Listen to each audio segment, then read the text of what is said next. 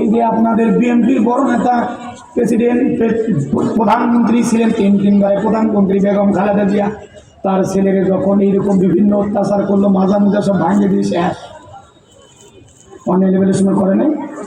খালেদা জিয়ার প্রস্তাব দিল যে আপনি শুধু দরখাস্ত করবেন, সই করবেন যে আপনার 2 ছেলে নিয়ে চলে যাবেন বাংলার জমিনে, আর রাজনীতি করবেন না। ওই ভদ্র মহিলা কি চলে গেছে? কথা বলে না, গেছে নি? ছেলে, নিজের ছেলে কোকো মারা গেছে, আর এক সন্তানকে বহির্বিশ্বে রাখতে 2 থেকে 18 বছর পর্যন্ত মা সন্তানের কোনো কানেকশন নাই।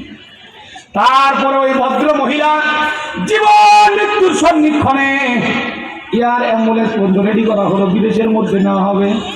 কিন্তু ওনার সে ইচ্ছা হলো আমি যেই দেশের মানুষের জন্য সংগ্রাম করছি ওই দেশের মধ্যেই আমি শেষ নিঃশ্বাস ত্যাগ করবো। আল্লাহ সম্মান বাড়াই।